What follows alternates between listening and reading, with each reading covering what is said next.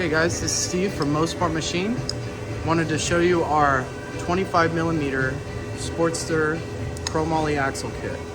So as you can see, we've got aluminum housing, stainless steel adjusters, ProMolly axle, and then we have the replacement aluminum adjusters that go into your swing arm.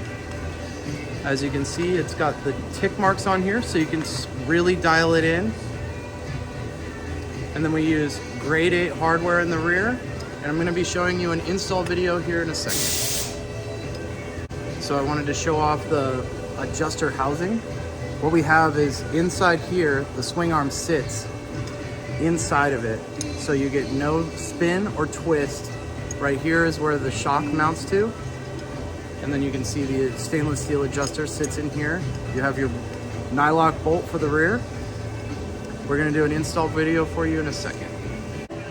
So as you can see, we have a 2019 Sportster 1200. We have the stock setup on here still. We're going to disassemble it and we're going to install our 25mm axle kit. So first thing you're going to want to do is you're going to want to remove the E-clip, take off the 1/2 inch nuts from the tensioners and the 1 7/16 nut from the axle itself. Take this bad boy off.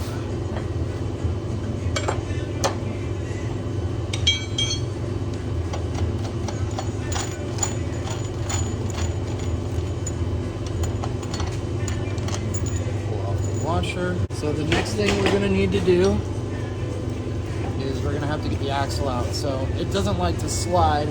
So what I like to use is this tool. Just stuff it in here. And then I grab a rubber or plastic mallet. Make sure you have the tire supported so it doesn't pop out on you. I've got a jack under mine, makes it a lot easier. Some people use wood blocks, whatever you got.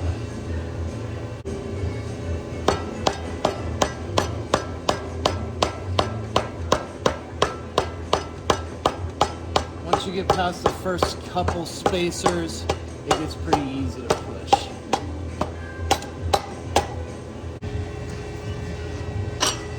Just remove it. So the next thing we need to do is we need to remove the old adjusters. So what we're going to do is we're going to lower the wheel down slightly so the adjusters and all the spacers can come out. Okay.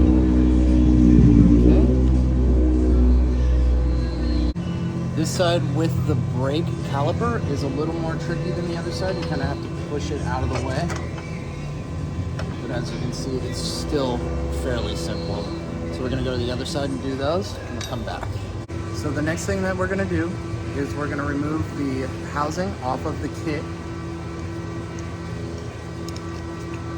to remove our swing arm spacers. So both of these come off, and we're going to use these where our old guys were. So we're going to replace them to keep the space in between the axle and the wheel the same. So with these, it's just the reverse order of how you set the other guys in. You want to kind of push the caliper out of the way to slide it up in there. Just make sure it's in there, pull the caliper back to the back of the swing arm so it doesn't fall out when you're jacking it up. This usually is better when you have two people, you have somebody kind of holding the wheel up or using the jack while you have another person holding these other guys in while they go in. Okay, all right, stop. That's it. So next, now that we have the spacers kind of lined up, we're gonna wanna hit the Torx here, remove the shock mount because that's where we're gonna mount the new part.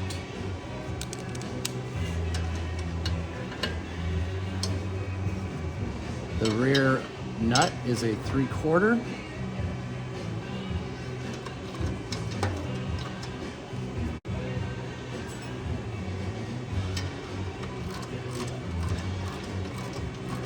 We're gonna reuse the washers off of these bolts as well.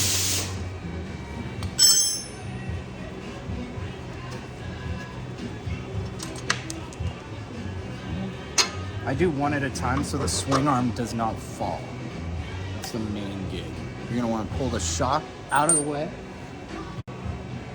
So on the right side of the bike, you're gonna wanna use the side that doesn't have the nut, that's threaded into the piece. Should be torqued down good when you get it from us.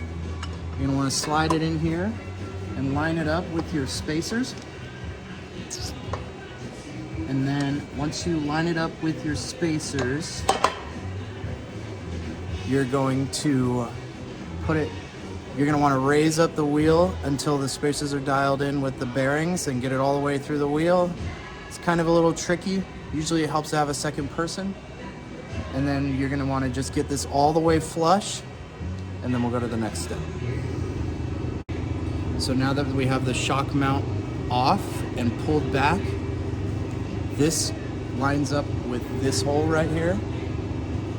And then what you're gonna wanna do is just kind of slide this axle in. Now we're at the wheel. Now I'm gonna have to lift the wheel up to get it in through the bearings all the way across. Then this guy's going to sit flush with this. So then what you're gonna do is finish sliding it all the way through. Watch your fingers. Make sure that the back goes over the swing arm. Okay? We had to get some extended bolts to fit through here to make sure it cleared all the way through. Make sure you don't get too long. You don't want to go into the spokes or into the sprocket. And you're going to want to slide this over your housing.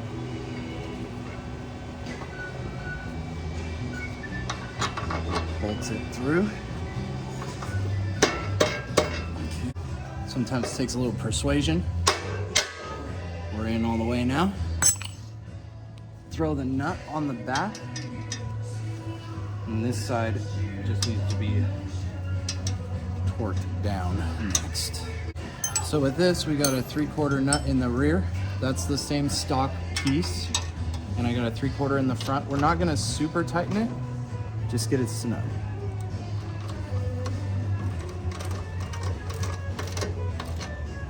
Feels good. Everything looks straight on here. Doesn't want to wobble. Okay, now we're going to move to the other side.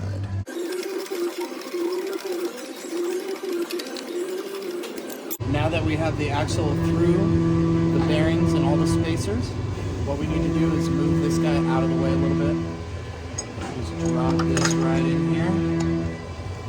Make sure it is seated good. Bring this guy back around, and we're gonna plug the bolt. Make sure you got a washer on there. Back in here. And we'll put a washer on the back side and the nut. And then we will snug it up.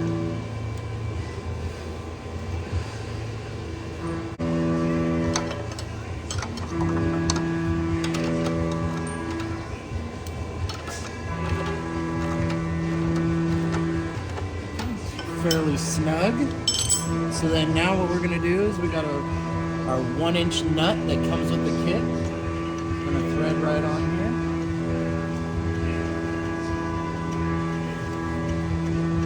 And you just kind of want to get it on there. You don't want to snug it or anything like you can snug it, but yeah, you just want to get it on here so you can adjust everything with the adjusters to get the lines that you're looking for. So as you can see, we're trying to get it. I'm gonna take it to this taller line right here, check it on the other side, see how we're gonna look, and then we'll check the chain tension and then go from there.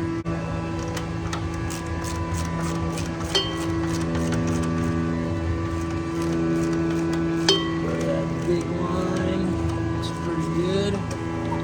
To your side. So our chain tension feels really good. So what we're gonna wanna do is we're gonna tighten down these guys on both sides, and then we're going to torque this guy to spec.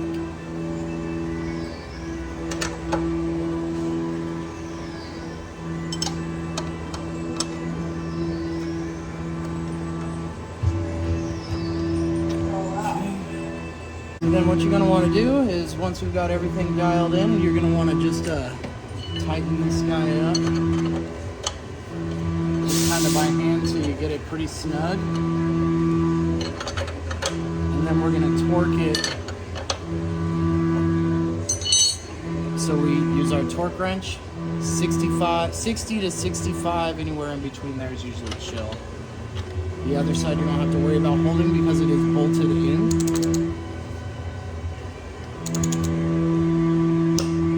1, 2, feels good. All right, chain's tight, or our belt is tight on this bike. Feels good. Everything is tight. We've got both these guys in. Chain tensioner's tight. Our nut is tight. All we need left is our E-clip. So we'll set that in here. Popped in, ready to go. Put it on the floor and let's take a ride.